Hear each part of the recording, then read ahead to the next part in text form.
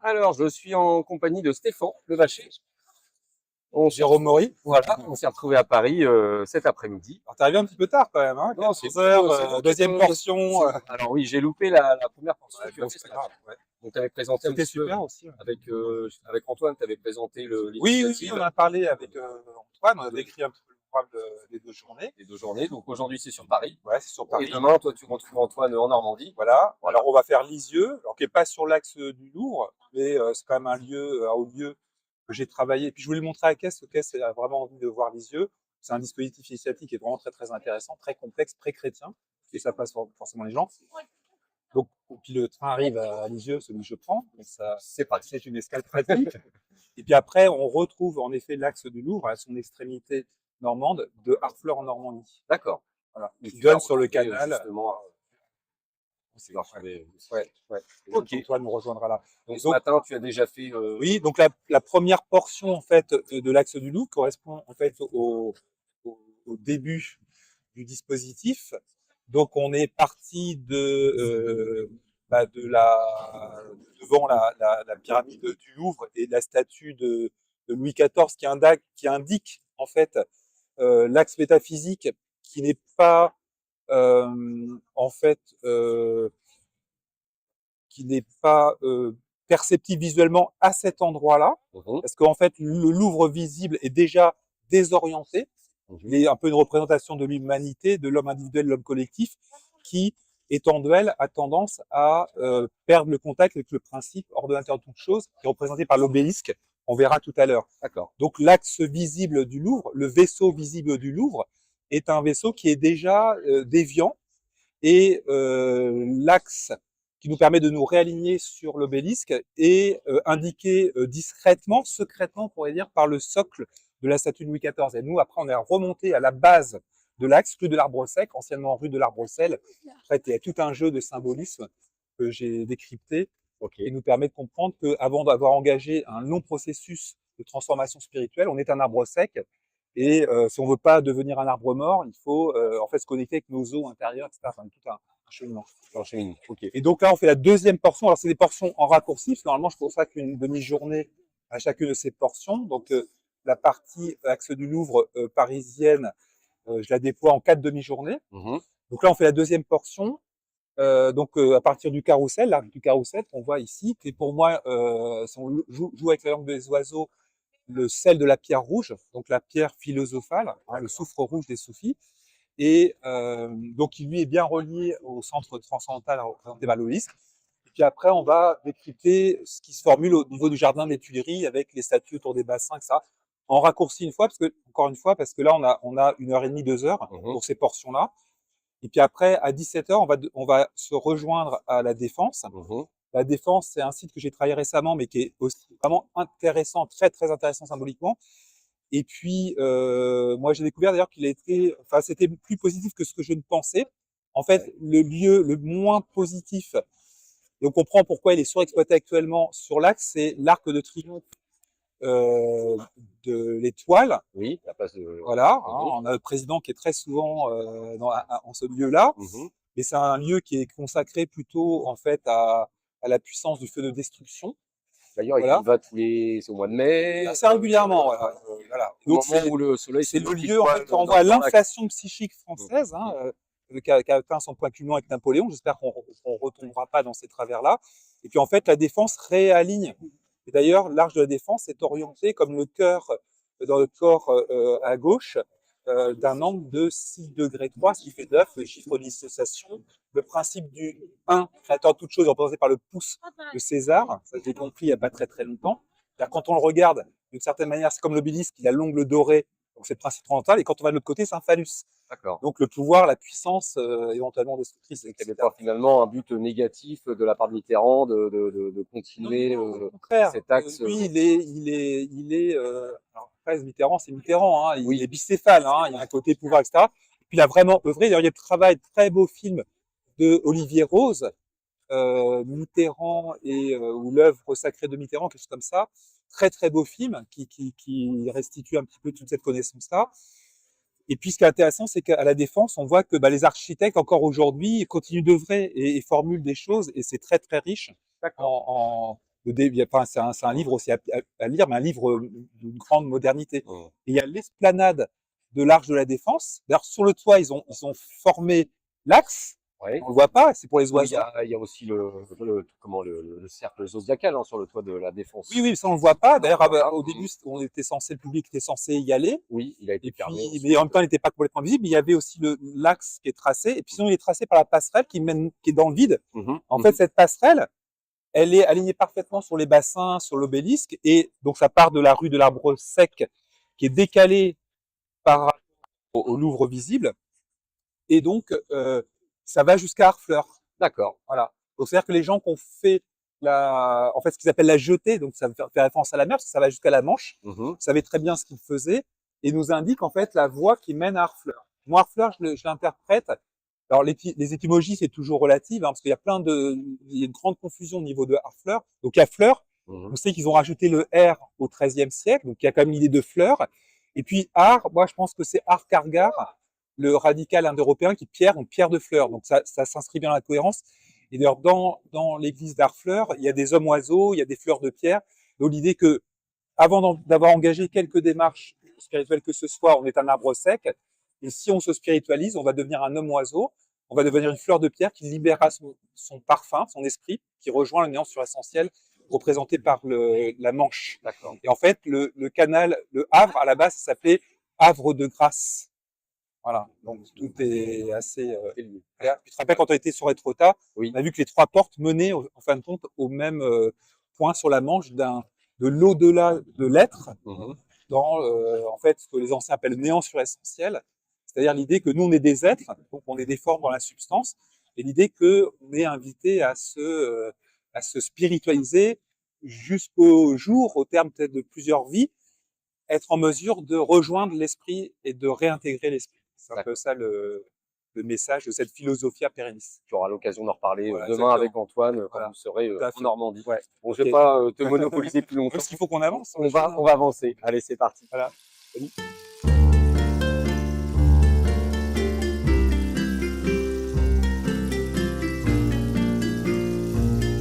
Alors, je profite de cette petite visite initiatique du patrimoine avec Stéphane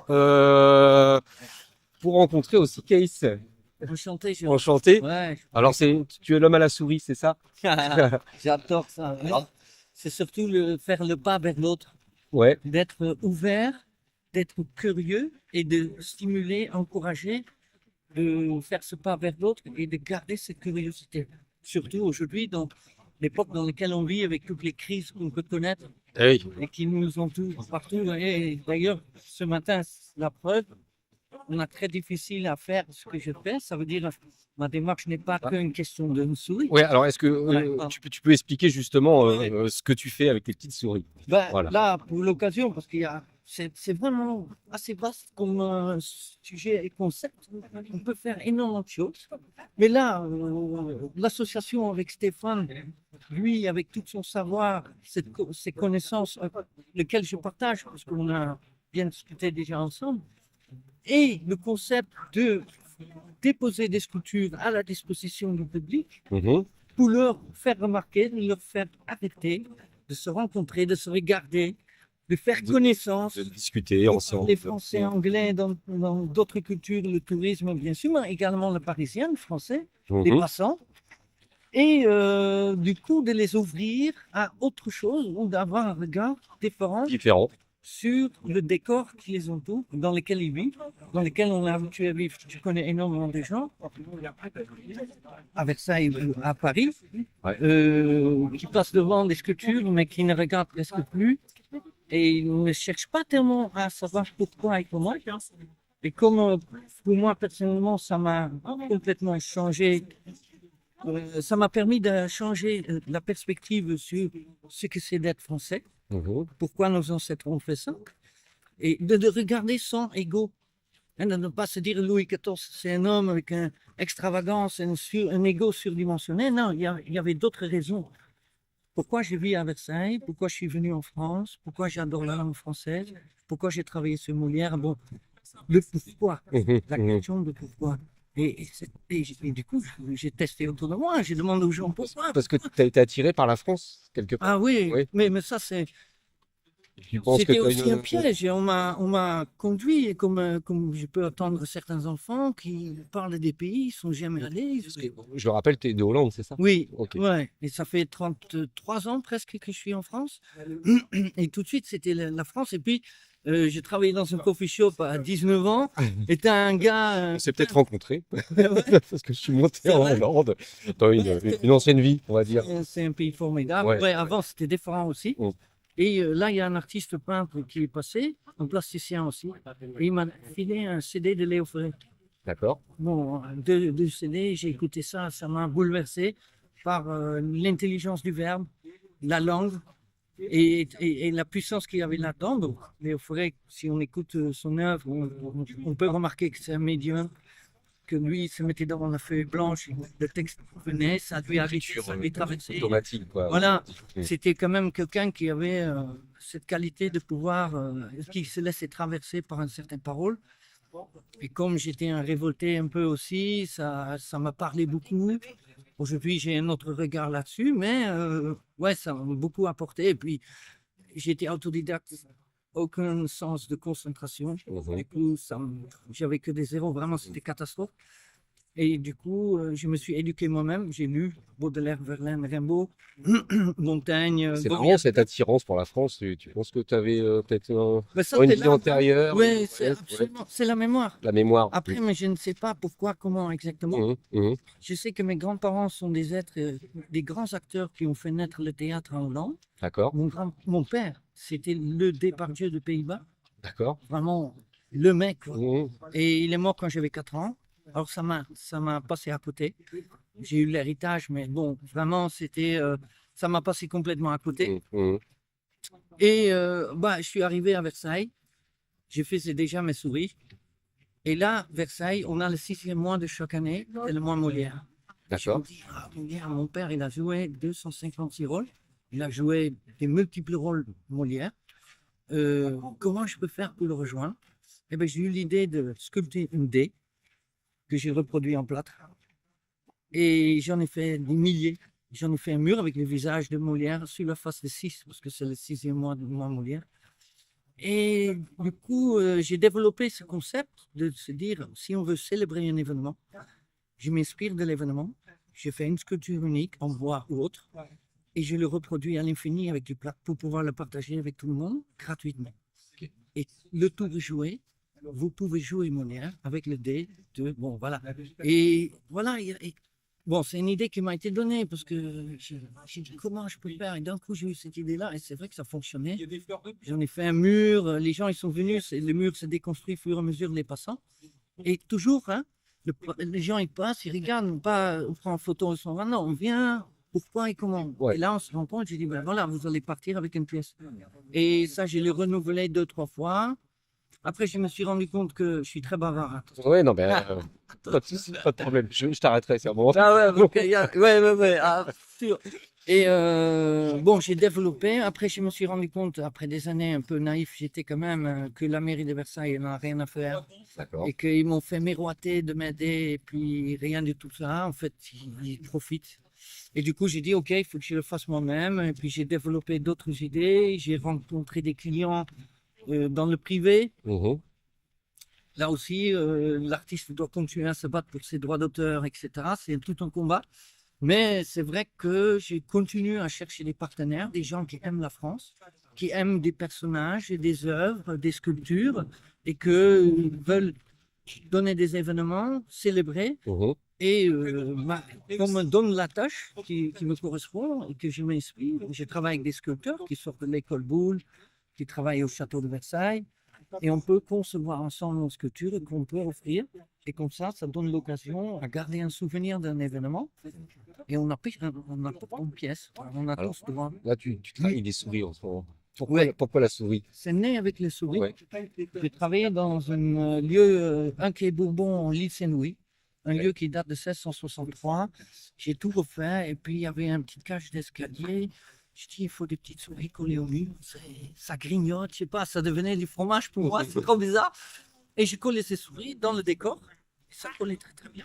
Et les gens, ouais, mais j'en veux une, j'en veux une. Et dès que j'ai offert ça, la banane, quoi, tout de suite, le sourire. J'ai dit, ah, tout seul, c'est super.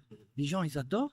Ben voilà, et j'ai eu l'idée, j'ai toujours voulu sortir de ma toile. J'étais dans l'Antar, on a fait des trucs dans le sud de la France, Collioure, Montpellier, Perpignan, en Catalogne, pour sortir de sa toile et faire un pas vers l'autre. On était déjà avec mon ami à l'époque dans cette démarche. Et du coup, j'ai eu l'idée de Continuer Ouais, bien sûr. d'avancer parce qu'ils vont nous perdre. sinon. Ouais, non, ah bah oui, moi je parle. Hein, Bon. Et les souris sortaient du mur, j'ai commencé à les déposer partout, j'ai commencé à rencontrer des centaines de personnes, après des milliers, Mhm. et des sacs de plâtre, et puis ça continue comme ça. Là, je suis à 3000 tonnes, c'est plus de 400 000 souris. Hein. Oh, purée. Des souris. Est-ce que tu peux m'en faire voir une du coup? Oui, une ils sont dans mon sac, absolument. Attends, je vais Pas de souci. Je veux voir une souris. Ouais, parce que là, on les a mis un peu cachés, parce que ce matin, on a sorti Ah oui, les souris c'est super en mignon. caisse. Mhm. On avait ramené 1500 ici au Louvre. D'accord.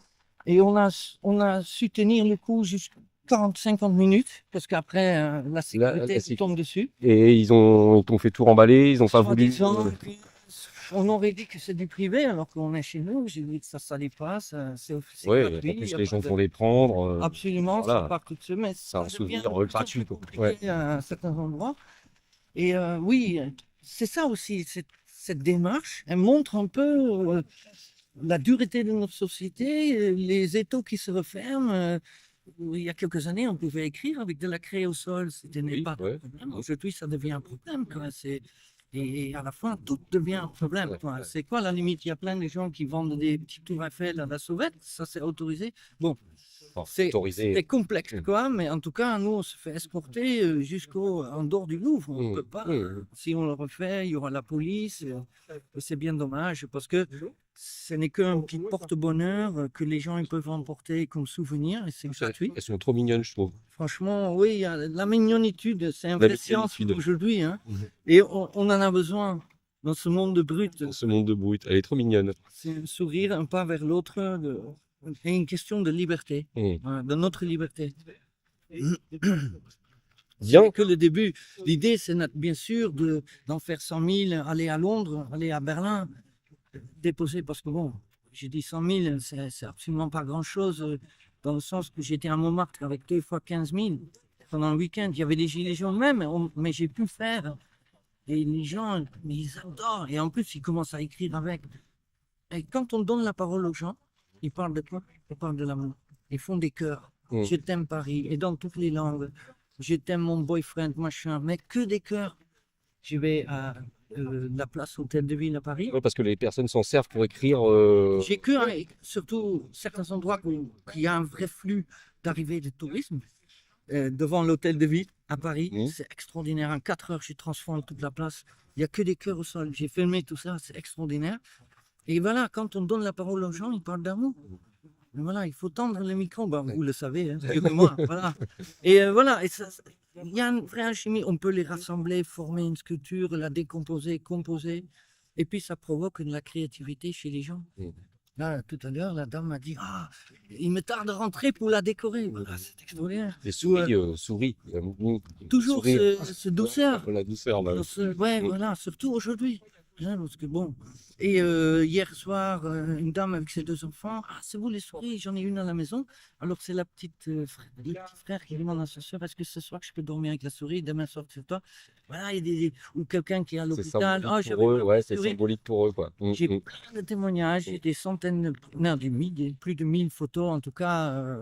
de ces petites souris de partout dans le monde. Bah écoute, je connaissais pas cette histoire de petite souris et C'est vrai, hein. je trouve ça Mais génial. le Je trouve ça média génial. n'en a pas fait trop. Non, bah non, non. Et j'ai vu, bon, certaines chaînes, ils ont filmé un peu, mais bon, ça n'a pas abouti. Et c'est vrai que j'ai tout créé avec mes propres moyens, en travaillant à côté, avec des personnes souvent autour de moi qui ne sont pas très enthousiastes quand on distribue des choses gratuitement. Hein, Bah oui, c'est ouais, pas ouais. toujours bien vu, voilà, Oui. vous savez ce que je veux dire avec ça, mais Tout à fait. j'ai insisté, j'ai continué, et puis il y a un vrai succès. Et puis moi, ça me remplit de bonheur. Moi, c'est bon, là j'ai l'âge aussi, j'ai vécu, et je sais, c'est un tel bonheur que je reçois en retour. C'est un vrai échange. Et ça aussi, c'est le principe quand je suis venu en France, ce décor, de rendre. Je veux dire, je suis allé à la porte de Collioure, et les peintres du port, on s'est rendu compte que c'était toute une bagarre pour avoir une place pour vendre ces toiles. On s'est rendu compte que les peintres du port achètent les tableaux en Inde et en Chine. Bon, on est tombé de haut et on a dit, OK, si c'est comme ça, ben, on a fait. On sort de notre toile. On est allé chercher 1000 cèpes de vigne, on les a nettoyés, on les a peints en bleu et on les a plantés sur la plage comme un vrai vigne qui sortait de la mer. Voilà, tous les peintres. Ah. Et les gens, ils marchaient dedans. Et les photographes et tout, qu'est-ce que c'est? C'était du grand art. Ouais. On ne s'est pas pris au sérieux, on était bleus nous-mêmes. Mais il y a autre chose qui est née. C'est à partir de... Bon, la peinture, c'est très intime.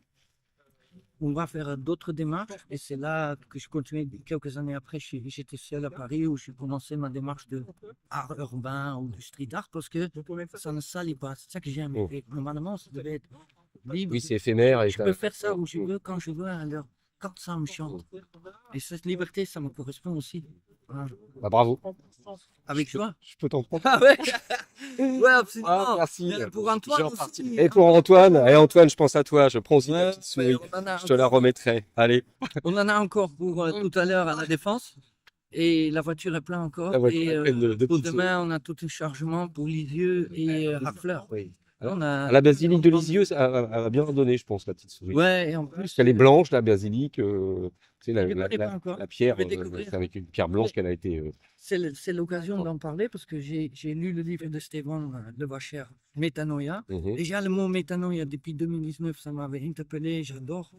Ça me parlait, j'étais cherché pourquoi, comment. Et quand je suis tombé sur ce livre, c'est parce que aussi je voulais travailler sur ce nom, je voulais en faire un hashtag et développer ce travail d'introspection parce que j'ai vécu des choses. Et ben, je l'ai appelé, il m'a répondu, trop cool. On a discuté, ouais, voilà, Stéphane a une Très ouvert, ouverture d'esprit. Et le jour après, il m'a invité pour un chemin et puis il nous a expliqué plein de choses. Et de travailler ensemble, c'est super parce que C'est une démarche aussi gratuite parce que tu vois, là, aujourd'hui, Stéphane nous fait ses visites. c'est son travail. Hein. Lui, il donne il propose des voyages payants. Mais aujourd'hui, on s'est dit, bah, pour l'occasion, on le fait à titre gratuit. Moi, c'est vrai que c'est la gratuité que je défends. Et j'espère qu'il y aura des suites, d'autres rendez-vous, et peut-être pas toujours à Paris, puisque moi, ça fait longtemps que je travaille ici, je fais ça ici, c'est difficile. J'ai envie de rencontrer les gens en France, ailleurs. Et la France, Et d'ailleurs, je vais bien en profiter demain. il y a de quoi faire en France. Oui, absolument. Et en Hollande aussi. Oh, mais Et j'ai fait des expériences à Barcelone, c'était fantastique. oui. Ils ont vraiment joué. Ah oui, donc tu as bien baroudé en Europe déjà. Ah oui, oui, oui. Bon, pas si loin que ça, mais Espagne, Hollande, Berlin et surtout en France. Ouais. Voilà. Bah, je suis ravi d'avoir fait ta Ouais, connaissance. moi aussi. Voilà, Merci, merci d'être venu et tout. pas de souci. Et Et... prendre le microphone parce qu'on a besoin d'être entendu. Et pour trouver des partenaires, on a besoin de faire connaître cette démarche. Et c'est aussi un appel de nos origines, les travaux de nos ancêtres. Voilà, ça donne une cohérence supplémentaire parce que je voulais entamer cet axe royal qui était décrit dans son livre. C'est là qu'on s'est vraiment retrouvés. Parce que voilà, j'aime la France, j'aime ce pays. Et j'habite à Versailles. Je me suis rendu compte de l'axe royal qui se trouve à côté qui traverse le château finalement, avec le 15 août quand le soleil se couche dans l'alignement du château. Du château. Et le Trianon, le 1er août, bon, tout ça a un sens. Il y a deux actes qui sont célébrés. Le 1er août, c'est l'axe du Trianon, le palais du roi. Et le 15 août, c'est Louis XIII. Hein, le 15 août, rendre hommage à la Vierge Marie. Et que le château qui est dans l'alignement Et déjà le château, le petit château de Louis Oui, XIII, oui. le père, qui était déjà dans cet alignement et que c'est Louis XIV qui l'a développé. Mais aujourd'hui, quand vous allez à Versailles, Personne ne parle parle de ça. Non, personne. Et le 15 août, le soleil se couche. Mais Dans l'axe, quel hasard! oh, c'est super. Bah oui. Ah, c'est pareil avec l'Arc de Triomphe. Hein, Exactement. le soleil Oui, se je sais lève pas quelle date que 15, le 15 mai, si je dis pas de bêtises. C'est C'est le oui. jour de l'anniversaire, c'est le monument aux morts. Enfin, Oui. où le président va venir déposer la flamme, machin, etc. Mais Oui, oui, c'est le c'est jour ça. où Oui. le soleil se lève Dans l'alignement. Voilà.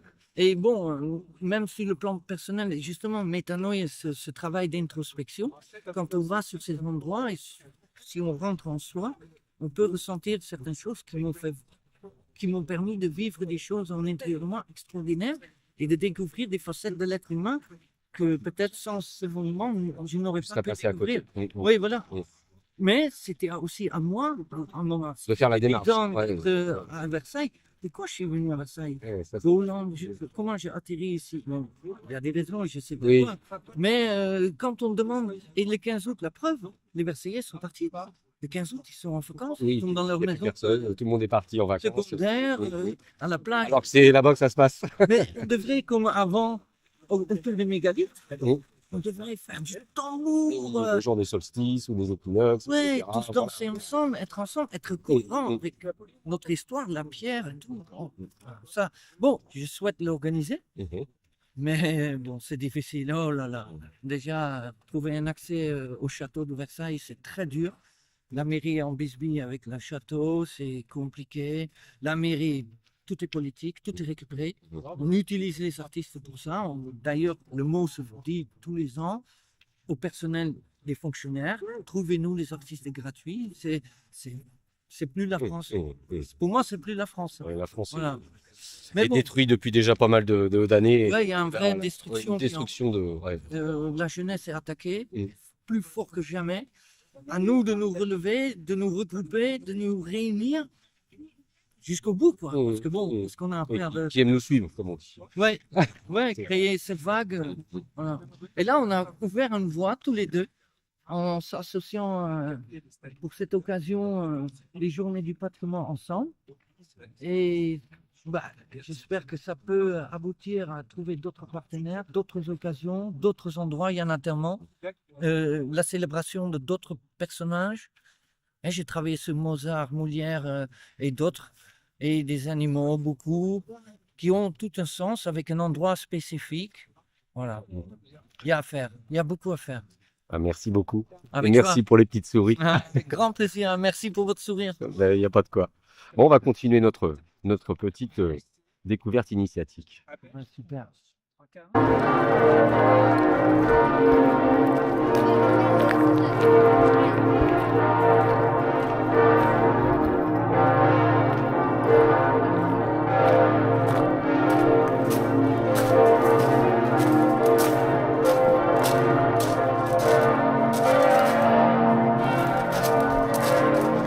Alors Kaichi, tu nous fais une prolifération de souris là? Ouais, absolument. La place va être un peu envahie. Et bon, après, c'est la curiosité de chacun de se dire pourquoi, comment, à quoi ça rime et de prendre un exemplaire et de regarder en dessous. Peut-être se connecter grâce aux réseaux sociaux et de savoir un peu le message qu'on véhicule avec toutes ces petites sculptures. Voilà, Ok. c'est un endroit exceptionnel. Première fois que je viens ici avec mon ami. Et voilà, on va voir qu'est-ce que ça donne. On fait un pas vers l'autre, un pas vers les Normands et leur histoire, l'histoire de France. Voilà, qu'on essaye de mettre en valeur, surtout aujourd'hui et hier aussi, pour les journées du patrimoine 2024. Ok. Bon, Voilà. bah, je te laisse aller Merci. planquer tes souris. Ouais, on va en mettre un peu partout. Merci Antoine. À plus tard. Et le vase, c'est tous les contenus qu'on va, c'est notre athanor qui s'ouvre en même temps, c'est-à-dire notre âme qui s'ouvre, notre psyché qui s'ouvre, et il va falloir collecter ce qui va remonter sous forme des eaux de notre inconscient dans ce vase pour opérer la transformation, transmutation. Voilà. Donc comme on ne peut pas descendre par là, c'est pas grave, on va aller voir la statue justement des fils de Caïn par Landowski, qui est très impressionnante. Et puis après, oui, bassin rond, on va pas pouvoir en parler. Alors, je vais en parler pendant qu'on est là, parce qu'on le voit quand même un petit peu. Donc, on descend quelques marches. On a tout de suite des statues statues de nymphes. Donc, une forme des eaux. Donc, c'est l'âme qui vient à notre rencontre et qui est a priori bienveillante. Hein. Elle a un chien d'ailleurs qui est un gentil chien. Et puis en face, il y a une forme peut-être un petit peu plus, insistante, voire intrusive de l'âme, représentée par Diane. Mais là encore, elle tient son chien et puis elle fait ce signe-là, poindre, à se relier avec le pouce. Le doigt était cassé. Et puis si on le fait pas, elle lâchera peut-être les chiens. Et puis après, il y a le bassin rond. C'est là où tout le monde s'installe. Et pour moi, c'est le bassin de l'ego. Voilà. C'est que non, c'est celui d'après qui n'est plus bassin. Donc c'est l'ego qui se prend pour Dieu, parce que le cercle est associé au divin. Les anciens, depuis un traité qui s'appelle le traité des 24, après ça a été repris donc par Alain Delille, Pascal, etc., définit le divin de façon mathématique en disant que le divin c'est en fait un cercle, donc le centre est partout, mais la circonférence nulle part. Donc si le centre est partout, il est aussi en nous. Après la circonférence, c'est la manifestation du principe. Sauf que là, le bassin, c'est plutôt le bassin de l'ego qui se prend pour Dieu, en fait, et qui veut piloter le navire et l'emmène pas forcément dans la bonne direction. Alors, qu'est-ce qui me permet de dire ça? C'est que les statues autour nous le disent, en sens où donc, on va le lire en sens lévogir. Donc, dissolution, on va se défaire, on va démonter nos certitudes pour comprendre un certain nombre de choses. La première chose qu'on comprend, c'est avec la première statue, c'est Caïn qui prend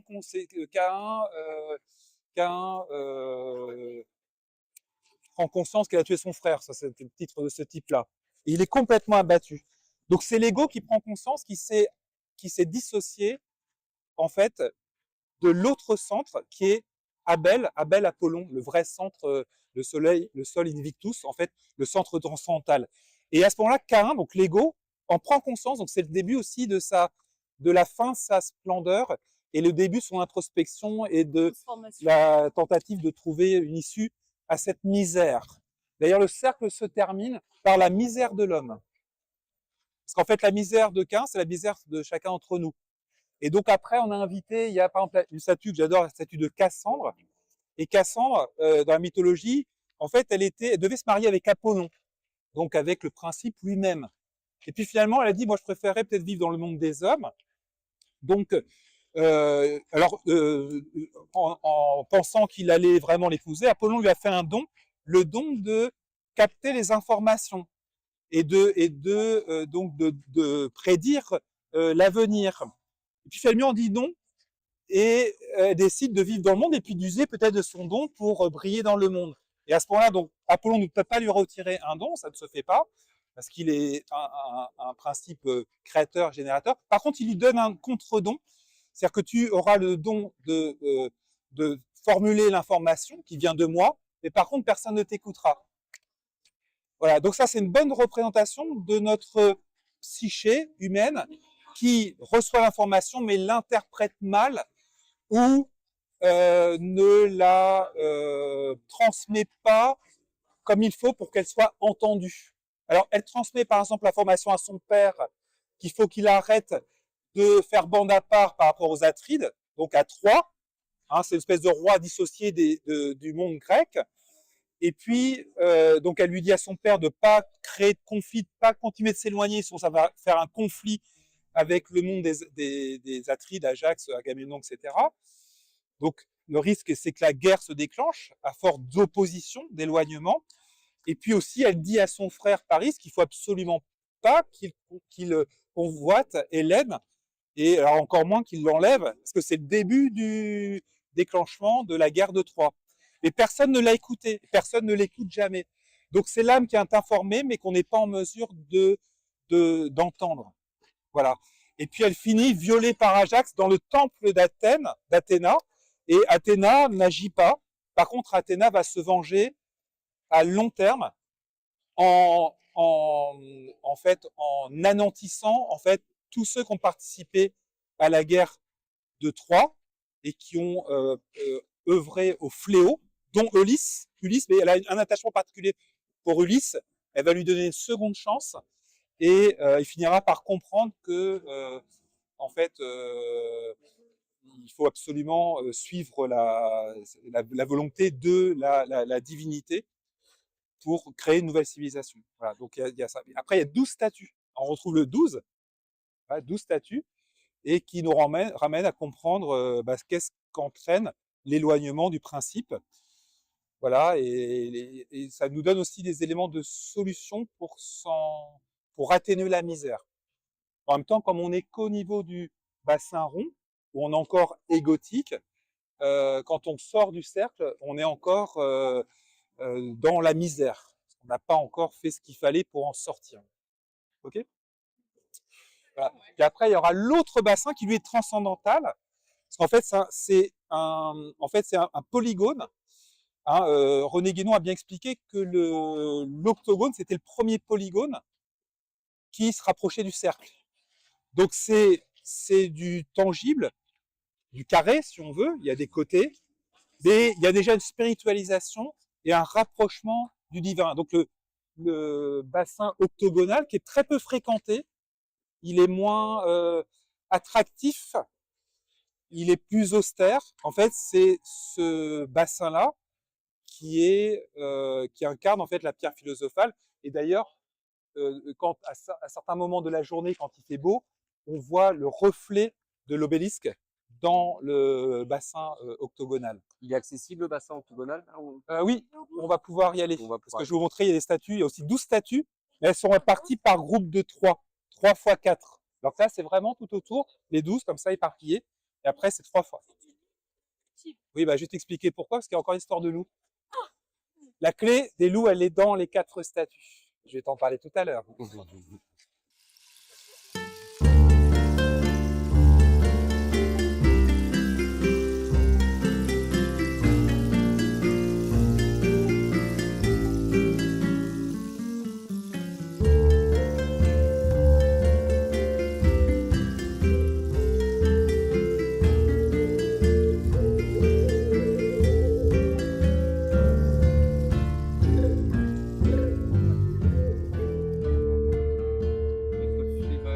Mais quel site magnifique, monsieur le Vacher!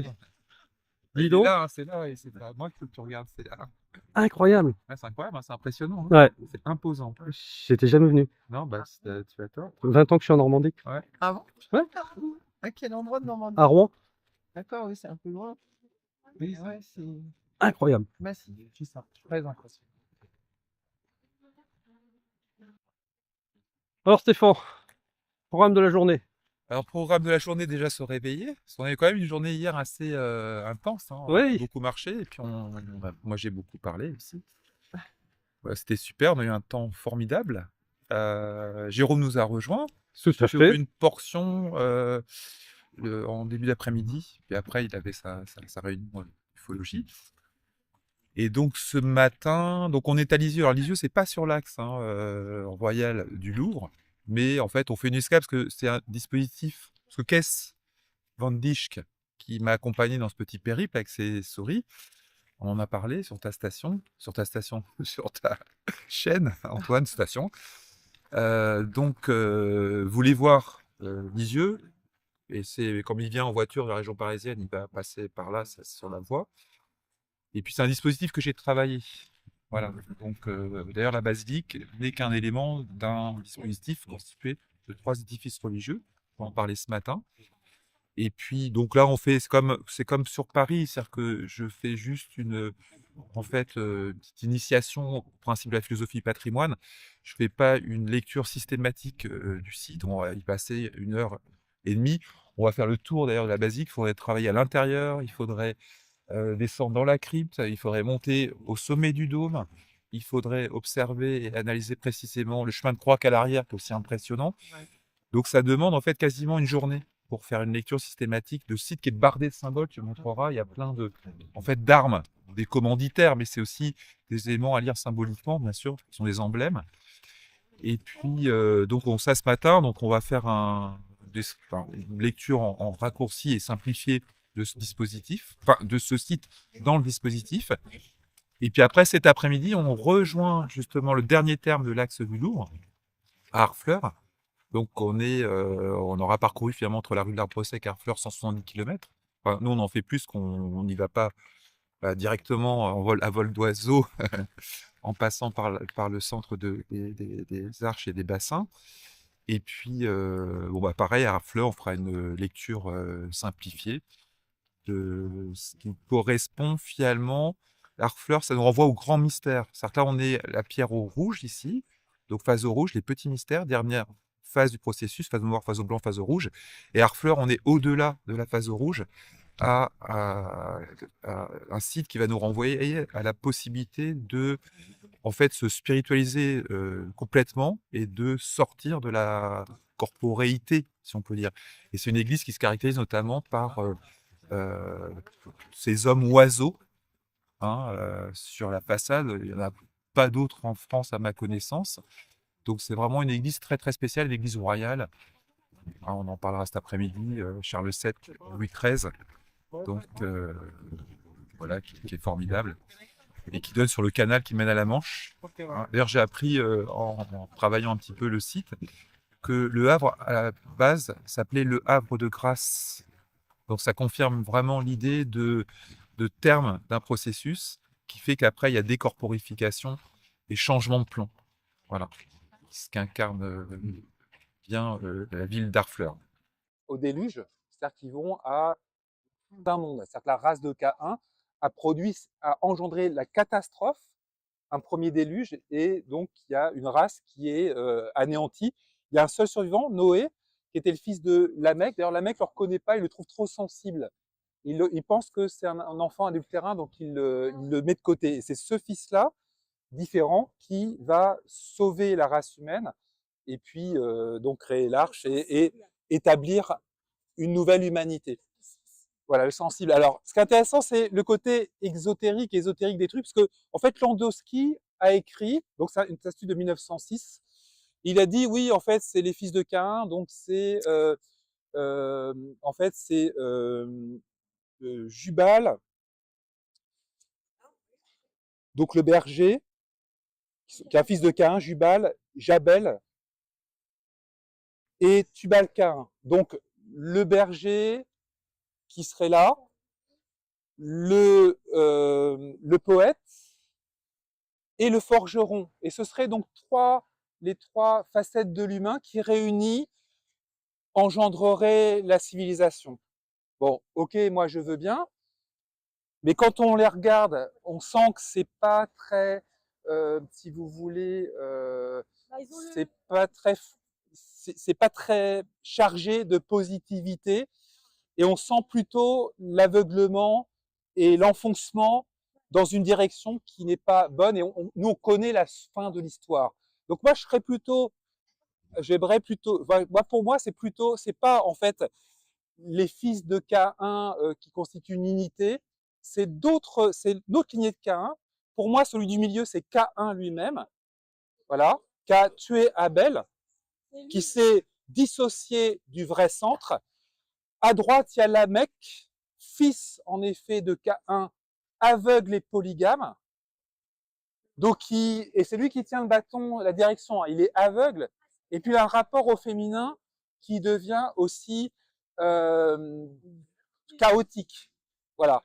Et puis l'autre, ce serait en effet Tubal K1, donc fils de Lamech. Donc K1, le fils de K1, Lamech, et le fils de Lamech, Tubal, fondateur de l'industrie, petit-fils, donc fondateur de l'industrie de la chimie, de l'alchimie.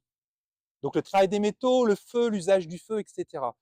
Et là, ça devient vraiment intéressant parce qu'en plus, on sait que dans la légende, ils vont à la chasse ensemble. Il y a plusieurs versions, mais il y a une version où le fils et le petit-fils accompagnent leur père Caïn à la chasse.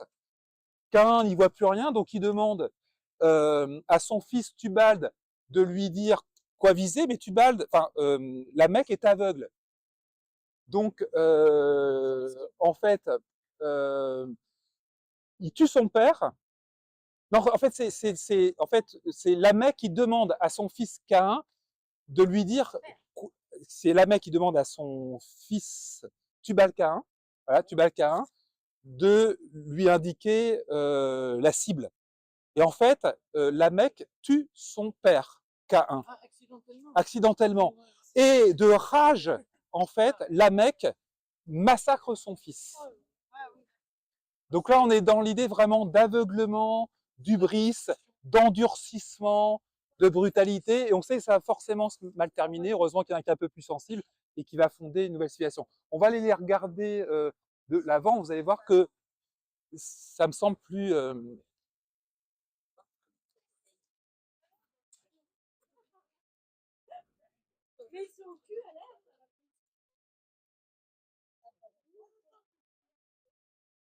Ça, c'est Donc, le petit-fils, lui. alors, ce serait donc le père, le fils et le petit-fils. Ah oui, mais ça va pas au niveau des visages. Oui, au niveau des visages, oui.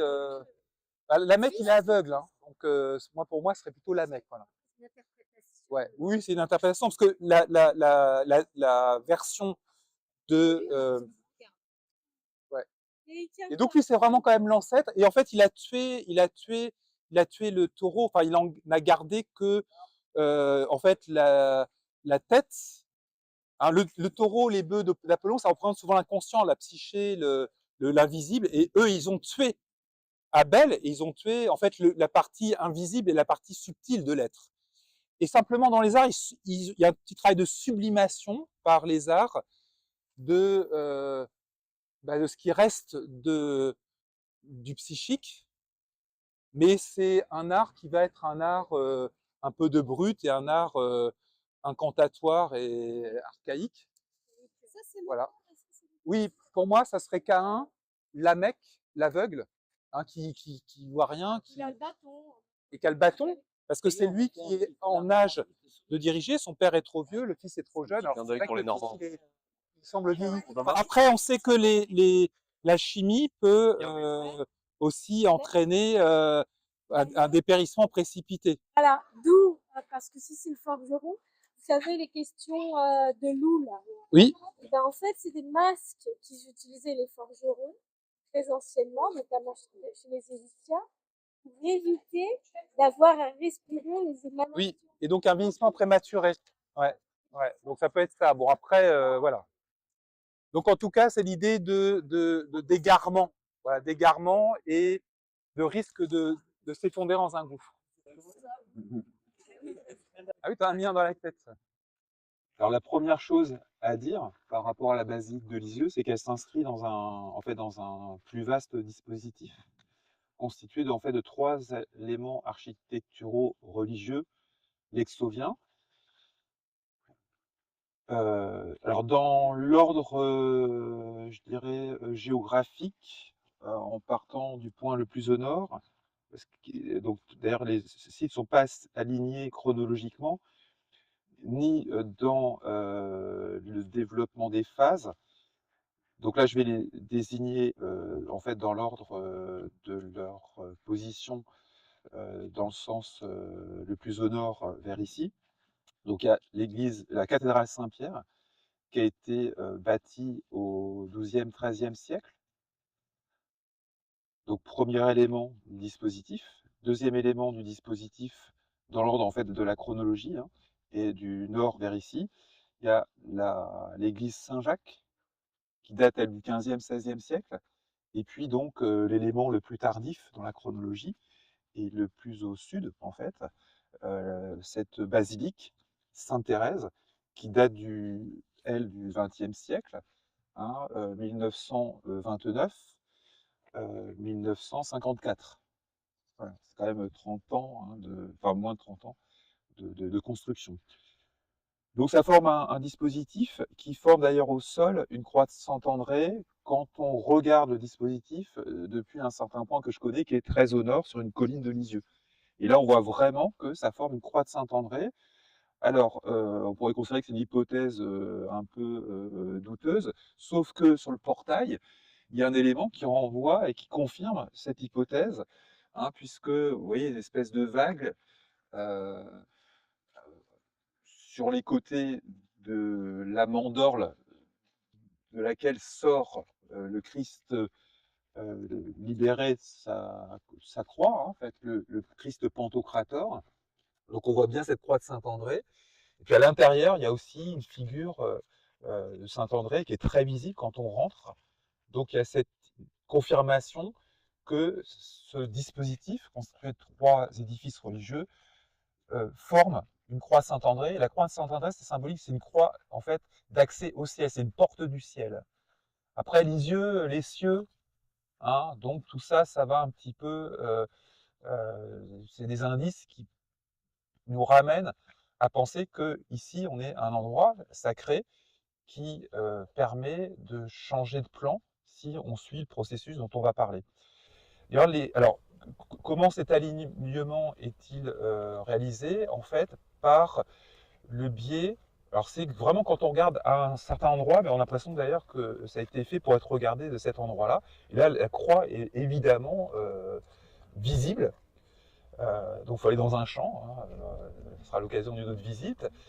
Et cette croix, en fait, elle est formée par les tours-lanternes de l'église Saint-Jacques, qui est une église sans transept, la tour-lanterne de la cathédrale Saint-Pierre et ce campanile, hein, qui semble là placé d'une façon un peu aberrante, pas très beau, hein, c'est le moins qu'on puisse dire, mais qui permet de tracer cet alignement et de faire cette croix.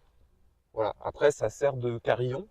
Après, l'idée, c'est aussi que c'était pas chargé l'édifice de poids supplémentaires, hein, c'est déjà très très lourd, en faisant donc un campanile à part pour les cloches, parce qu'il y a un certain nombre de cloches, c'est important, le nombre est symbolique, je me souviens plus, c'est pas grave, parce qu'on va pas tout dire aujourd'hui. Voilà, après les trois églises qui donc constituent le dispositif, en fait correspondent aux 3 phases du processus alchimique de transformation, transmutation de son être. Alors je dis alchimique parce que c'est une terminologie, mais en fait la tradition nous parle tout de ce processus avec plein de langages différents, une terminologie différente. Mais la terminologie alchimique est pratique, phase au noir, au blanc, au rouge. Voilà, après ça a été traduit en termes jungiens par exemple récemment, donc intégration de l'ombre pour le phase au noir, structuration de l'inconscient, si on peut dire, pour la phase au blanc, et puis intégration du soi et règne du soi pour la phase rouge. C'est d'autres façons de dire la même chose, mais tout ça, c'est la philosophia perennis, hein, qui est une façon de penser la vie qui remonte à la nuit des temps, mais c'est pas qu'une façon de penser, une doctrine de la vie, c'est en fait la description et presque parfois une méthode pour se transformer et s'élever et se spiritualiser. Et ça remonte à la nuit des temps.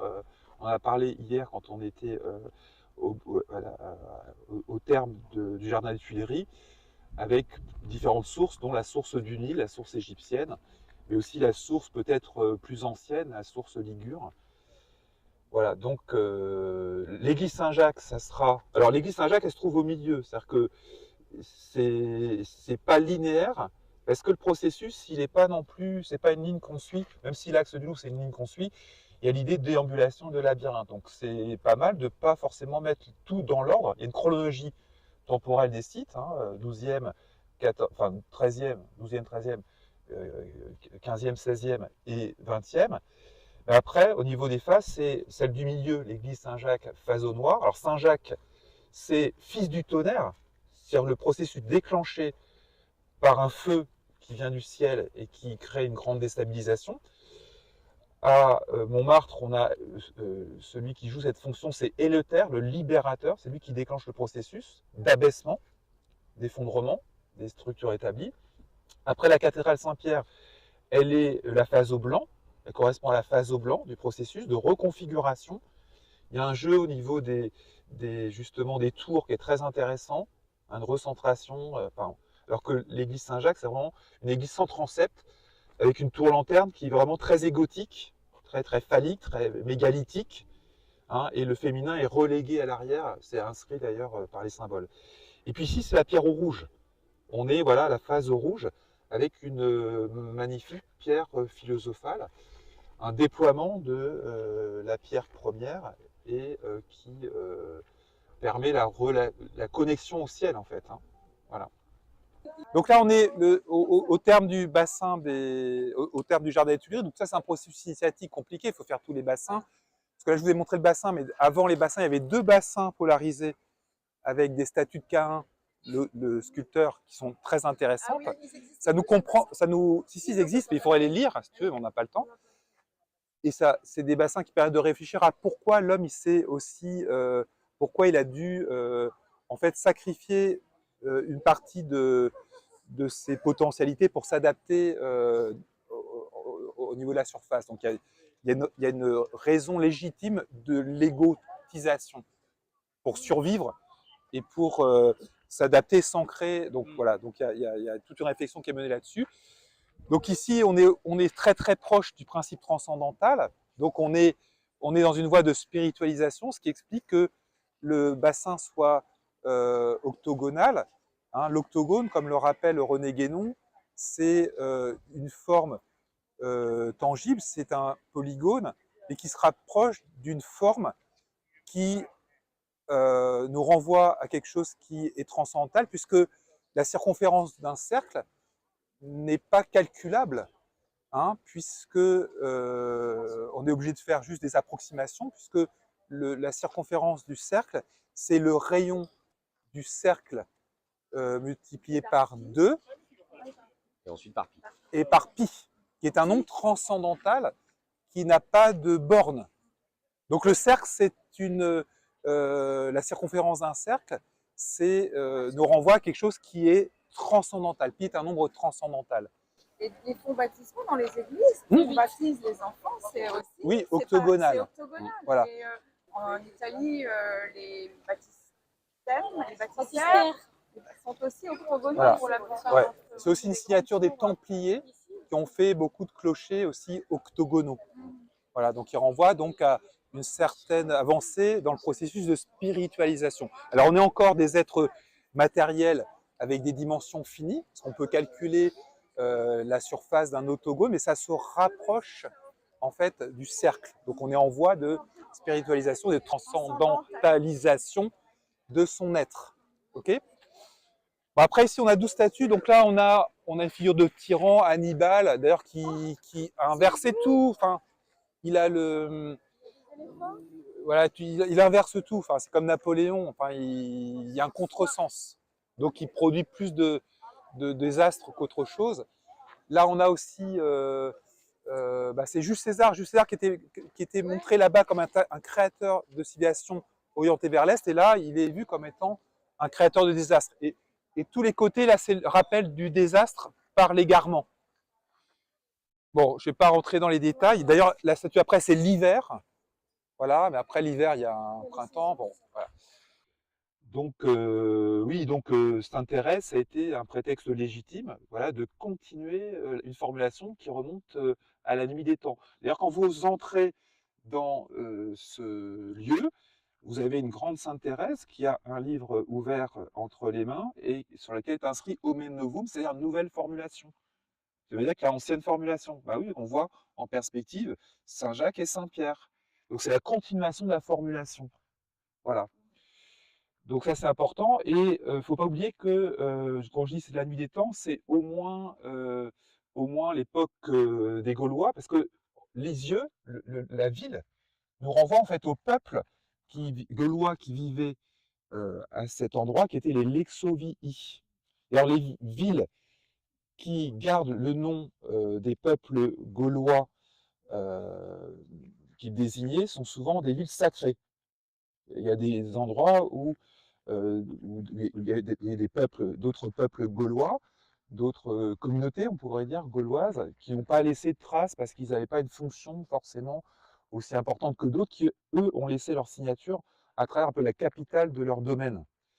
Donc Lisieux, c'était, en fait, on pourrait dire la capitale des Lexovii. Et une des étymologies possibles de Lexovii, c'est les boiteux. Et on sait que dans la mythologie, les boiteux, c'est les initiés. Les Oedipes, la lignée des Oedipes est boiteux, Jacob est boiteux, d'accord? Donc pourquoi ils sont boiteux? En fait, c'est nous qui boitons, et ceux qui sont alignés, on les considère comme étant boiteux par rapport à notre désalignement. Donc les boiteux, finalement, ce sont les alignés.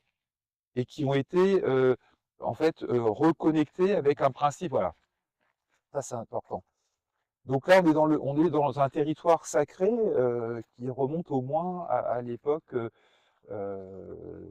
voilà, de l'ère du Bélier, donc entre 0, avant le christianisme, et 2160. Puis peut-être qu'il y a une racine plus ancienne encore, mais en tout cas, là, on a la trace de la présence de ce peuple gaulois, des Luxovies. Donc certainement que le dispositif sacré a commencé à être mis en place par ces peuples-là, et puis après, les chrétiens ont reformulé. Ils ont pas détruit ou occulté un lieu qui devait exister pré-chrétien, mais ils le sont appropriés et ils ont formulé les mêmes idées et les mêmes processus dans leur mode d'expression. Voilà, c'est ça qui est important. Alors, si maintenant on se concentre sur cet édifice-là, la basilique, donc Sainte-Thérèse. En fait, c'est une pierre philosophale, c'est la pierre au rouge. Voilà, c'est-à-dire que il y a eu un déploiement du centre qu'il a fallu, centre transcendantal en soi, qu'il a fallu d'abord aller trouver dans les profondeurs. Vous devez connaître la formule vitriol, qui est utilisée entre autres par les francs-maçons. Donc visite l'intérieur de la terre et en rectifiant, tu trouveras la pierre cachée.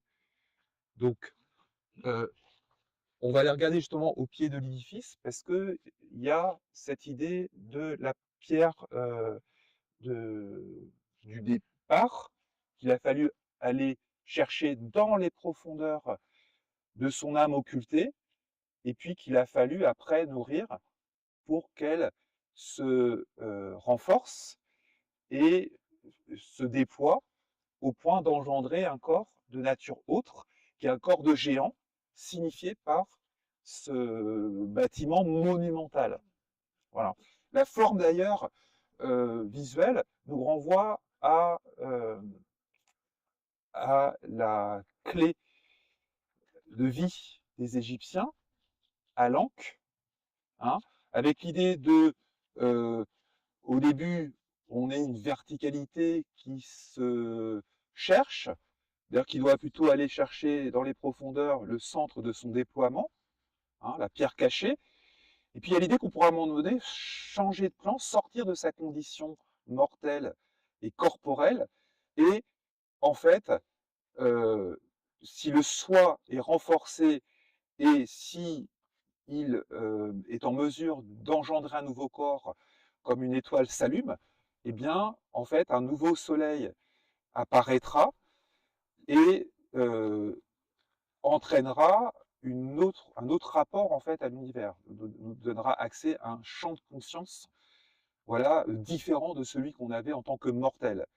Eh bien, cet édifice forme en quelque sorte ce soleil au-dessus d'un horizon. D'ailleurs, il y a les symboles alpha et oméga. Hein, donc à la base, on est la pierre première. En fait, elle correspond bien à l'alpha parce que l'alpha, c'est la conjonction des deux pôles. On est des êtres polarisés. Hein. Il y a le corps physico-psychique, enfin physico-mental, et puis le corps psychique. Le corps psychique, souvent, est négligé. Il y a des gens qui ne savent même pas d'ailleurs qu'elles ont un corps psychique. D'ailleurs, il y a une sainte qui renvoie bien à cette tendance à négliger ou à maltraiter l'âme, c'est la sainte Agnès. Je ne vais pas trop rentrer dans les détails, mais c'est très intéressant et elle est inscrite à côté du portail de cet édifice. Donc l'idée, c'est qu'il déjà, de toute façon, il faut se connecter avec la partie plus subtile de son être, la partie qui peut même être à l'état complètement invisible ou à l'état inconscient dans les termes contemporains. Donc la première chose, c'est se connecter, conjoindre la partie visible avec la partie invisible, et tac, quand on fait ça, ça fait un A.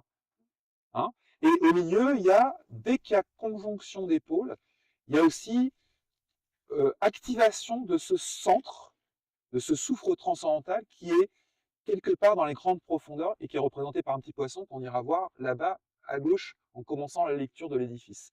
Donc, il faut conjoindre, et à ce moment-là, s'allume la pierre, comme chez Jacob, ça s'allume la nuit dans les rêves, aussi ça peut s'allumer dans les rêves avant que ça s'allume de plein jour. De conjonction, puis après il y a un long processus, hein, l'alpha à l'oméga, c'est le processus que suit le Christ, hein, qui est alpha et oméga, donc il y a une phase compliquée, crucifixion, démantèlement, on en verra avec justement le chemin de croix, enfin aussi un long chemin de croix. Puis à l'arrivée, il y a en fait l'activation du soi et le changement de plan et de nature aussi. Et donc cet édifice, il est une incarnation de la pierre philosophale, c'est en fait un corps de géant. Alors là, pour bien penser ce que c'est que ce corps de géant, on a un géant bien connu dans la tradition, c'est le Gargantua.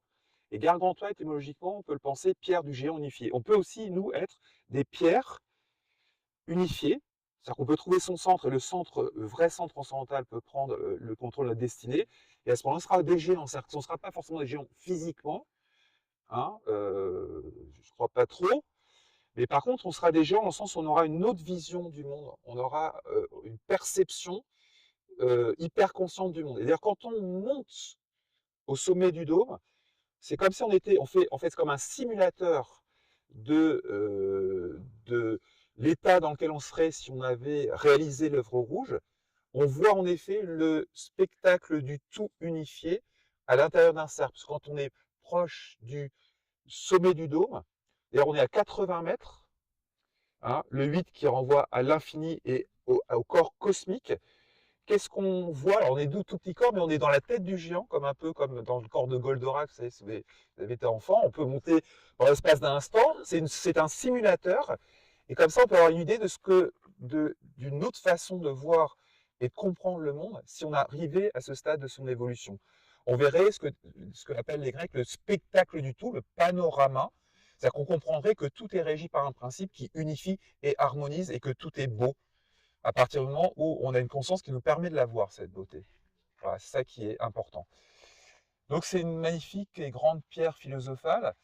Après, le Christ, vous voyez, qui sort de la mandale, ça veut dire la même chose, hein, il y avait une polarisation, et puis le Christ, lui, il est passé de l'autre côté du miroir, et en fait, il a un corps de géant, unifié, et donc qui est d'ailleurs, en fait le produit d'un esprit transcendantal, hein, qui est incarné par la colombe qui descend, hein, donc il est une incarnation de l'esprit, et c'est un corps de géant qui voit le panorama. Et derrière, vous verrez, dans le chemin de croix, il y a un magnifique Christ pantocrateur, hein, il est plus écloué, il est décloué, il est les bras grands ouverts, et il embrasse le monde. Voilà.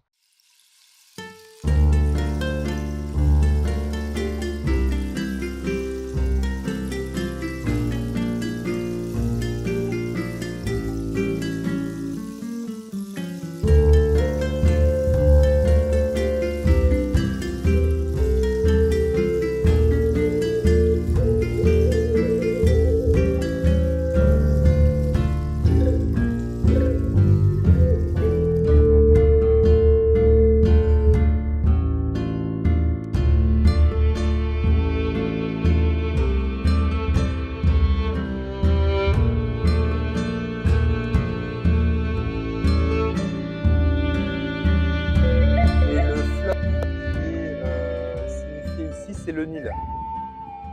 Et en même temps, il y a quand même une référence aussi au grec, hein, parce que c'est Poséidon, peut-être. Et la fameuse corne d'abondance. Oui, la corne d'abondance. Bon, donc là, il y a un peu mélange de deux civilisations. Ouais, deux civilisations qui sont fondatrices, qui sont des sources de la philosophie dont on parle et qui se réactualisent ici. Donc, la source de cette façon de penser-là, on la trouve dans les temps les plus reculés et connus, factuels. Il y a les Égyptiens et puis les Grecs. Voilà. Donc, la source de cette façon de penser, elle se trouve dans ces civilisations égyptiennes, et les Grecs sont informés par les Égyptiens. C'est que tous les penseurs grecs importants, Pythagore, Platon, ont fait des séjours de plusieurs années en Égypte. Hein, donc ils ont Socrate aussi, connaît enfin, Plotin d'ailleurs le dit, hein, il dit tout ce que plein de 3e siècle après Jésus-Christ, hein, qui est la gloire des philosophes, qui est l'apogée de la philosophie grecque, dit en fait notre connaissance, on la doit aux Égyptiens, mais il se peut que eux-mêmes l'aient hérité de civilisations plus anciennes et n'en dit pas davantage. On sait que Platon a parlé de civilisation engloutie de l'Atlantide, voilà, et quand il dit que c'est par son oncle Solon, qui lui-même a été informé par un prêtre égyptien qu'il le sait, c'est pas une blague et c'est pas juste une représentation symbolique pour illustrer son propos. Il appartient à une haute lignée, grecque, donc il ne peut pas faire porter à quelqu'un de sa lignée une information qui serait fausse. Donc c'est même un indice de l'aspect réel de l'information. Et c'est confirmé par Plotin, mais on sent que Plotin, 3e, il est obligé de ne pas en dire plus que cela, sous peine sans doute de subir des pressions, déjà, au 3e.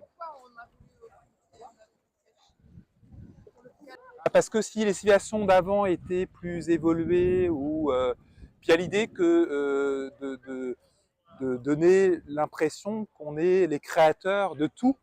Hein, c'est valable aujourd'hui. Aujourd'hui, il y en a qui veulent anéantir les traces de ce qu'il y avait avant pour soit là pour effacer et s'approprier en fin de compte toute la gloire de ce qui a été créé par les ancêtres.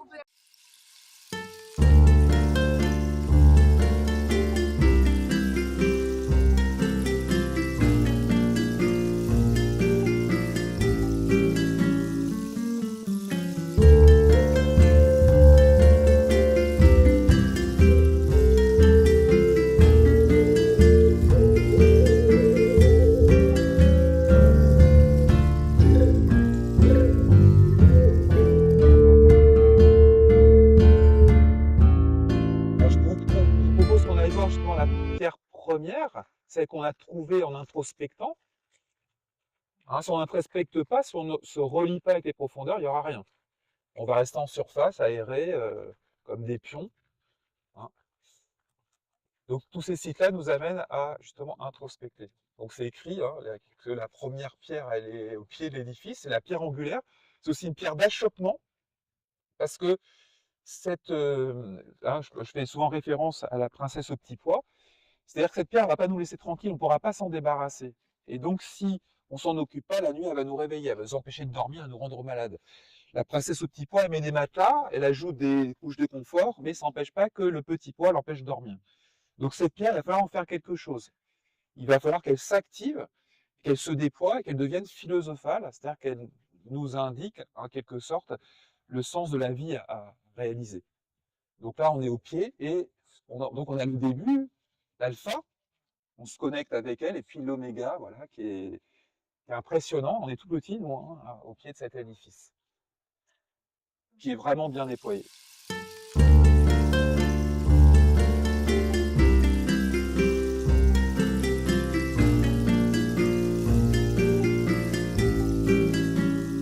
Alors, donc là, on peut dire qu'on est au début du livre de Pierre, et on va porter notre attention à ce qui s'appelle des armes ou des emblèmes. Donc, alors, armes, c'est un terme d'ailleurs qui renvoie peut-être à la dimension terrestre et au pouvoir temporel de quelques-uns qui peuvent être des mécènes de ce type d'édifice. Donc, ce sont des armes de personnalités religieuses, souvent, des évêques, ça peut être des papes, et ça peut être aussi des membres de l'aristocratie. Donc ça peut être des armes d'individus, mais ça peut être aussi des armes de communauté. Hein, par exemple, au Ver-à-Fleur, il y a les armes de l'abbaye de Montivilliers, par exemple, qui a participé au financement de l'édifice. Bon, donc voilà, il y a un certain nombre d'armes, mais moi, ce qui m'intéresse, c'est la dimension emblème, c'est-à-dire le fait que ces armes, alors consciemment ou inconsciemment, point de vue de ceux qui se sont attribués pour signer leur présence quelque part, ces symboles, mais ce sont des symboles archétypaux, D'ailleurs, souvent, les armes ou les emblèmes sont constitués de quelques éléments, c'est toujours les mêmes qui reviennent, placés autrement. Donc, nous, on va penser les choses en termes de symboles. Alors, à gauche, justement, ce qui est très intéressant, déjà, c'est qu'il y a, vous voyez, ce poisson qui est le rémora et qui est dans les profondeurs. En fait, déjà, il y a l'idée que notre être, il est scindé en, en plusieurs corps. Et puis, donc, le principe qu'il va falloir aller chercher dans les profondeurs, chez les alchimistes, il est représenté par le rémora. C'est-à-dire, ce principe-là, il est dans les grandes profondeurs de notre nuit. À Montmartre, par exemple, il y a l'idée qu'il faut aller chercher plein nord, hein, dans donc la profondeur de la nuit, et c'est représenté aussi, par exemple, par l'étoile polaire. Mais ce centre, il est il est pas perceptible en l'état premier, donc il faut mener une quête pour le trouver. C'est pas sûr d'ailleurs, c'est pas certain qu'on le trouve, mais si on tient l'effort, on finira par l'apercevoir. Et souvent, le rémora, il est un signe de l'aperception, la première perception, la perception psychique de ce principe transcendantal en soi. Alors après, il peut apparaître et disparaître, d'où le poisson des profondeurs. Voilà. Dans les rêves des adolescents, souvent représentés par un petit poisson rouge, par exemple, qui est dans un bocal et on peut tenter de s'en débarrasser, de jeter aux toilettes, tirer la chasse d'eau. Mais non, c'est comme le petit pois de la princesse, on ne peut pas s'en débarrasser. Et même, il faudrait faire l'effort de le pêcher. Dans Le Seigneur des Anneaux, vous vous rappelez qu'il y a Sméagol dans une barque, et donc Sméagol, justement, arrive à pêcher ce fameux poisson qui est énorme, qui fait basculer de la barque dans les profondeurs, le traîne dans la boue, hein, donc l'inconscient négatif, là, et puis en même temps, hop,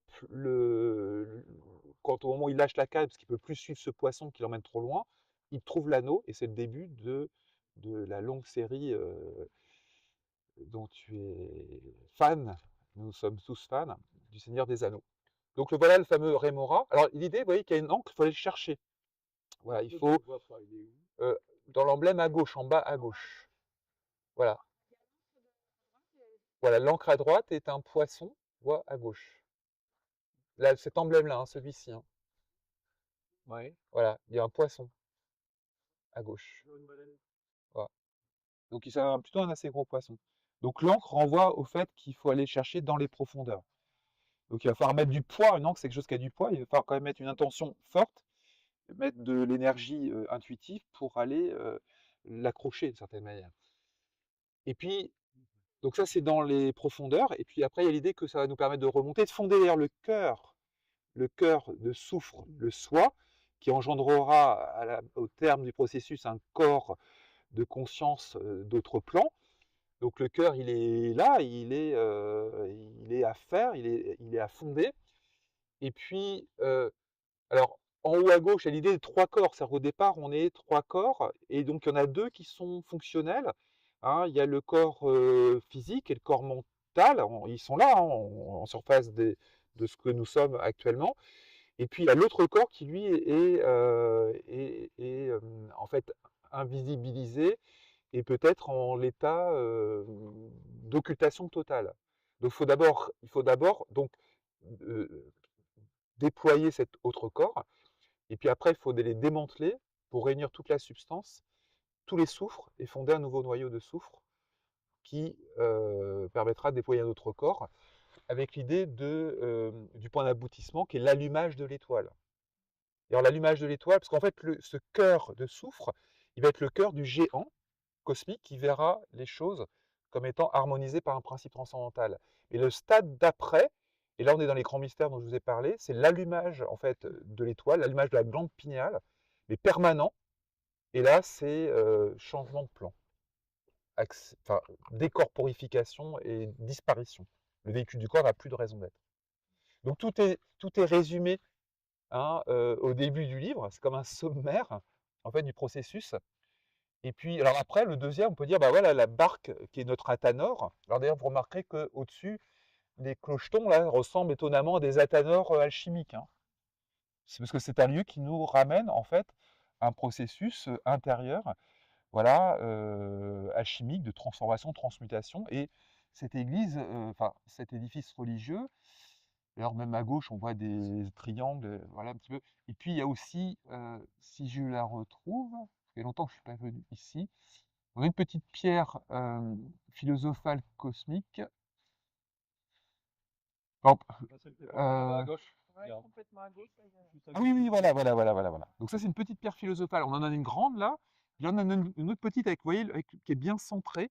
Voilà. Hein, et c'est vraiment derrière les petits Ouais. triangles là, qui sont des soufres en fait, Ça, oui, qui oui. se concrétionnent. Ça, ouais. Il y a la pierre réalisée, la pierre cosmique. C'est-à-dire qu'on peut devenir en fait une petite pierre philosophale cosmique avec l'idée que le centre en soi, il permet de nous relier à l'ensemble du cosmos. Voilà, donc il y a une petite pierre philosophale qui est le point. Alors, d'ailleurs, en dessous de la tanneur, il y a la pierre première qui est une pierre carrée, une une pierre d'achoppement, une pierre un peu lourde, une pierre dont la forme est vraiment enfin, caricature, enfin, basique. Et de la pierre basique, par le processus alchimique, on obtiendra une pierre de flux de vie. C'est donc plus vraiment une pierre, elle est devenue philosophale. Et puis, même à un moment donné, il n'y aura plus pierre du tout, il y aura fleur de pierre. On verra fleur, moi, je propose d'interpréter comme fleur de pierre. Voilà. Donc voilà, donc on va continuer de remonter, ouais, plutôt favorable. Alors, je ne vais pas tout commenter, par exemple, ce qui est intéressant, c'est la grande arche, là, vous voyez, avec en fait 11 médaillons, plus un 12e qui est séparé en deux. Donc il y a le 11 et puis le 12. Le 12, ça renvoie au champ possible des choses à réaliser sur la Terre. Et en fait, là, on a tous les travaux des champs, mais c'est aussi les travaux de l'œuvre, hein, donc qui sont associés à des saisons aussi. Hein, d'accord? Après, pour l'idée que c'est un site qui correspond vraiment à l'œuvre rouge, je ne sais pas si vous l'avez remarqué, mais il y a du raisin un peu partout. Ah, donc il y a des choses qui renvoient au déploiement de l'esprit, hein, représenté par la croix de Malte. Ça, c'est l'esprit en soi, qui peut se déployer. Et puis toutes les volutes là, qui renvoient justement à la végétation, à ce déploiement du principe en soi.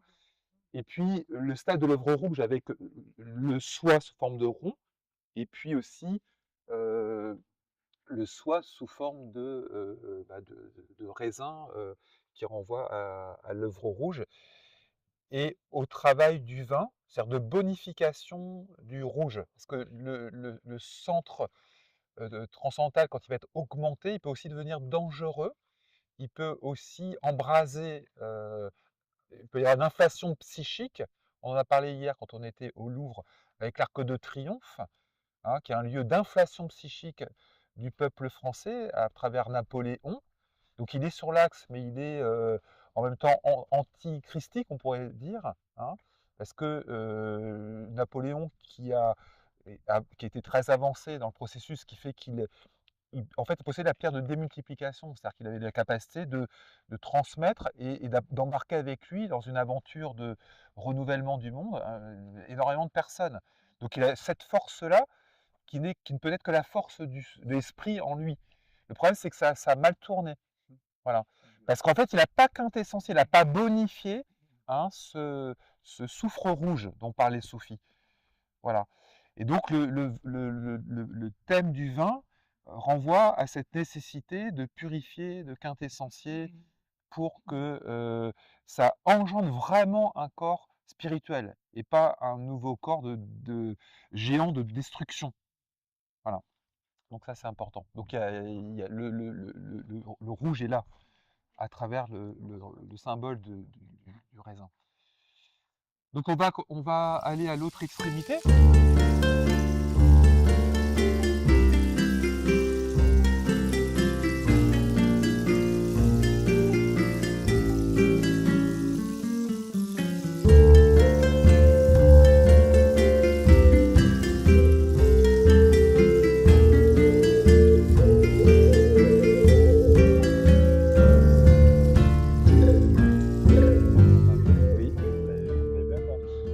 Intéressant, c'est que voilà, on a quand même déjà avancé, c'est-à-dire que les deux polarités ont été conjointes et en fait, on commence à réaliser le corps de l'âme.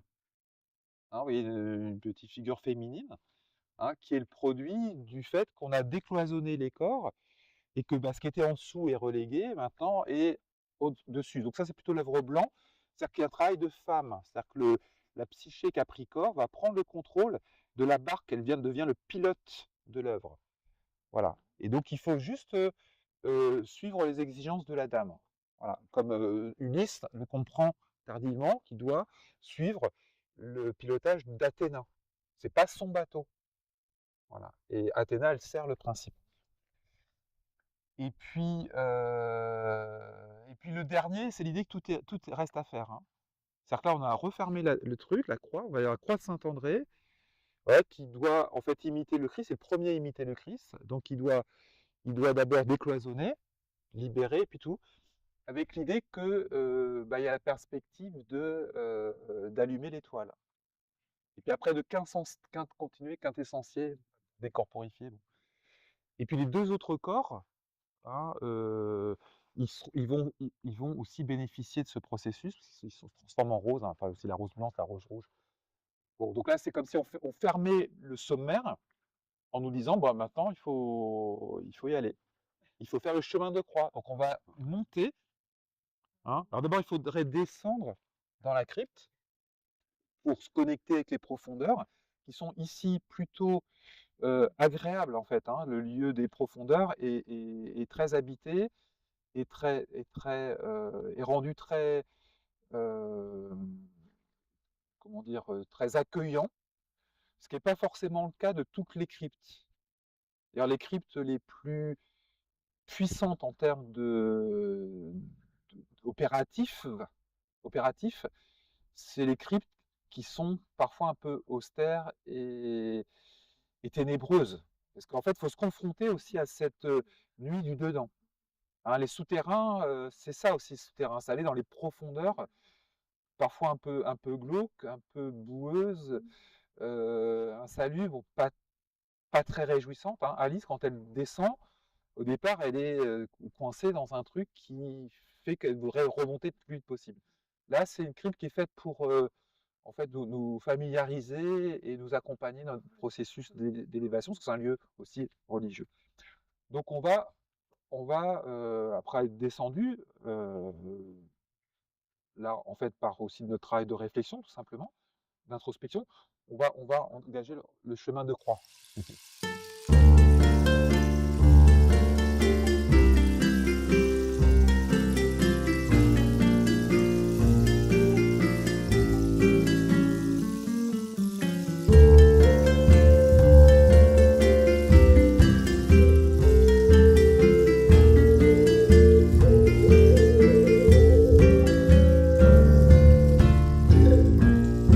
Voilà. Il commence avec 2. Oui, 2. 3, Ah, 4. d'accord. Après, on va avoir 5, 6, 7. C'est déjà pour se poser la question. Ouais, voilà. Et ça m'a fait penser à des bouddhistes. Alors, Antoine, il a posé une question de bon sens en arrivant ici. Faut jamais poser.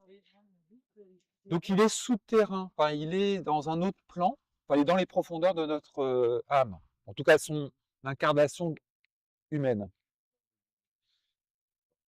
Et puis, vous allez me faire une petite remarque de la façon dont il est tracé, ce 1. Alors, on le retrouve imprimé sur la formule qui rappelle en fait la géographie du Christ, hein, alors qu'il faut interpréter. Alors oui, Jésus doit mourir, c'est que nous, en tant qu'être premier, on doit être démantelé. Hein, donc c'est une mise à mort d'un état qu'on doit dépasser. Ce qui est intéressant, c'est la façon ils l'ont fait dans la pierre en creux. C'est-à-dire le 1, il est en creux. C'est-à-dire qu'on n'a pas accès au 1. Alors d'ailleurs, qu'est-ce que vous avez trouvé au-dessus, à votre avis, comme élément? Où est-ce qu'on le trouve, en fait, l'incarnation en soi du principe? On a dit dans les profondeurs du féminin, donc de l'âme. Alors, qui on va trouver en Sainte Thérèse, voilà. C'est-à-dire qu'en fait, le 1, il est dans l'âme. Et il est dans les profondeurs de l'âme. Ouais, c'est très belle, très joliment formulé. Et on aurait pu passer à côté. En fait, on passe tout le temps à côté. Oui, mais il va y avoir plein de gens qui passent à côté. Ah bah oui, oui, oui. Mais en même temps, tu vas quand même te poser la question que, comme c'est Ah oui, Antoine s'est posé la question, c'est tu vois le 2, mais où est le 1? Parce qu'on est des êtres duels, donc mais il y a un principe créateur et on l'a perdu de vue. Enfin, il est en nous, mais on n'est pas forcément connecté à lui. Et l'idée, c'est déjà d'aller dans les profondeurs, dans les souterrains en fait de l'être, pour en trouver la présence. Alors sous forme instable et qui peut être extrêmement ponctuelle si on ne fait pas un effort particulier, ce à quoi renvoie le rémora. Bon, Stéphane, nous avons fini cette visite très surprenante de ce site qui est vraiment magnifique. Ouais, magnifique. Ouais. Alors, après, c'est un raccourci. Hein. On a fait une lecture là un peu expéditive. Et donc, finalement, en restant à l'extérieur, C'est ça. aussi l'intérieur, la basilique, l'intérieur de la basilique, c'est bardé aussi de représentations sur tous les niveaux, hein, au niveau du champ de vision, mais quand tu regardes en hauteur, sous la voûte, il y a plein d'éléments d'ailleurs qui renvoient à plein de traditions, et même les traditions les plus anciennes. Puis après, il y a aussi l'ascension à faire, avec, si je me trompe pas, c'est 205 marches, ce qui fait 7, donc un cycle quand même long, 5 l'idée du passage. Et puis en haut, la coursive qui fait qu'on se rapproche du centre du 1, en fin de compte, hein, du principe créateur de toute chose. On est à 80 mètres, donc on devient homme cosmique. Et donc là, on a une vision du panorama formidable. Ça fait vraiment, on est vraiment au centre d'un cercle parfait. C'est toujours très, émouvant de ressentir ça. Et puis en plus, ce cercle-là, il est ouvert, quand on le sait, sur la Manche. Voilà, c'est comme un colimaçon, il y a une petite ouverture. Et moi, je sais, parce que ça suit ça suit la vallée, que ça mène à la Manche. Et donc nous, cet après-midi, on va en effet en bordure de Manche, à Harfleur, alors que moi je lis comme étant fleur de pierre. J'expliquerai après que On en a sur vu. l'étymologie, oui, il y en a partout. Il y en a partout. Après, il y a les étymologies officielles, etc. Puis après, il y a l'étymologie imaginaire. Enfin, c'est un peu aussi un jeu avec la langue des oiseaux. Donc pour moi, c'est de façon vraiment la fleur de pierre. Donc là, on sort des petits mystères, on rentre dans les grands mystères avec cette volatilisation définitive, avec des hommes-oiseaux sur la façade. Voilà, donc c'est notre dernier épisode, dernière portion de lecture de cet axe royal phénoménal, hein, qui a certainement été fondé bien avant le nôtre, qui s'est chargé simplement de le rendre visible. On sait que ça a une origine celtique, pré-celtique, on en a parlé un petit peu hier. Donc c'est un truc époustouflant, 5 pieds de 26 degrés, ça fait 170 km de long. Et on a essayé donc avec Kess, et c'est tous ces petits animaux là qui est en train de distribuer aux gens qui les prennent avec plaisir. On a essayé de redonner un peu vie à tout ça. Et je pense que c'est réussi. Vraiment, ça a été un beau parcours. Ouais. Entre hier et aujourd'hui. Voilà, j'espère que nos amis apprécieront et puis auront envie effectivement de te retrouver aussi. Exactement. Dans des visites plus privées, on va dire. Oui, puis plus peut-être plus développé aussi, hein, sur certaines portions du site qui méritent vraiment d'être... Carrément, il faut y passer la journée. Il faut passer la journée. Là, à Lisieux, on peut passer... même, il faudrait 3 demi-journées, parce qu'en fait, il y a déjà la basique, on pourrait y passer toute la journée, extérieur, intérieur. Et puis après, il y a les 2 autres sites dont je t'ai parlé, qui pourraient faire aussi une autre journée, hein, une journée sur Saint-Jacques, une journée sur la cathédrale, qui est magnifique également, hein. Voilà. Bon, après, il y a mon site, la philosophie du patrimoine, hein, dans lequel il y a en fait tous les parcours. J'en ai des nouveaux aussi en Bretagne, par exemple. Vous retrouvez le lien dans la description de la vidéo. Voilà, philosophie du patrimoine, c'est facile, de toute façon. Et puis, avec des dates programmées, j'essaie d'en faire au moins un week-end par mois. Et puis après, on peut aussi faire des demandes en semaine, voilà, d'autres moments. Ok. Voilà. Et puis, il pleut pas en Normandie. Hein. Non, c'est un mythe, moi je dis. Merci Stéphane, à très bientôt. Écoute, plaisir, et puis on est accompagné, toi, t'es plus obligé de siffler, on a maintenant une vraie musique. C'est ça, accompagné des cloches. Allez, à bientôt. Merci encore à toi Antoine, et à Jérôme. Toujours des beaux moments de partage ensemble. Ciao. Ah bah regarde.